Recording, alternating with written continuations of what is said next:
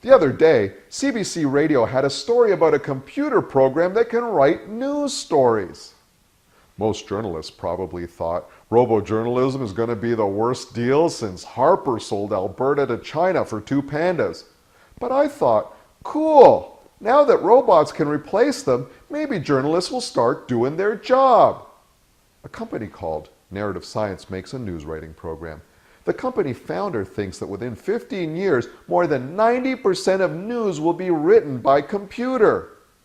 If he's right, 90% of working journalists will go the way of the dodo, the scribe, and the typing pool. The LA Times corporate dude interviewed by the CBC was totally pumped about the possibilities of investigative algorithms. He says computers could sift through tons of police data and find great news stories buried therein. And of course, for a counterpoint, CBC researchers found a journalism academic who quoted Marx. No machine could set that up any better. Last week was the 10th anniversary of the start of the Iraq War. That was the most spectacular failure of journalism in memory. It cost hundreds of thousands of people their lives.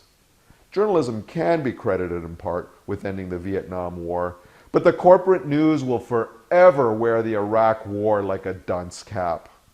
I say, bring on the robo-news.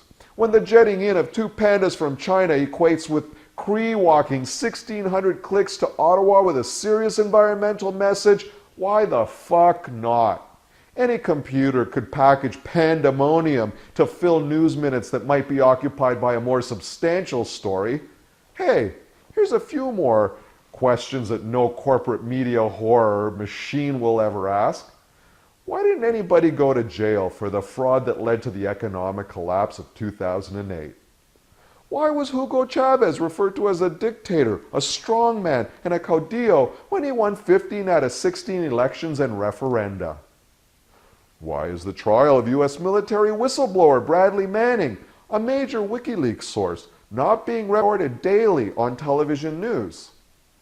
Why do mainstream media style manuals refer to democratically elected union officers as bosses and unelected corporate bosses as chief executive officers? And why is the media completely silent on Iceland's handling of their banksters? I think there could be a real upside to robo-journalism. The Lang and O'Leary exchange could be automated. That way, taxpayers wouldn't have to pay a rich asshole to shill on the national public broadcaster for an ideology that precludes even having a national public broadcaster. Of course, automated news is probably the best way to cover drone strikes. You just embed the journalist code into the Predator program and the story will be on the wire before the damn thing even lands. But I still want my news from someone with skin in the game. So I'm going to get me a news aggregator app and set it for human written news only. In Toronto, for Rabble TV, I'm Umberto da Silva, not a robot, and not Rex Murphy.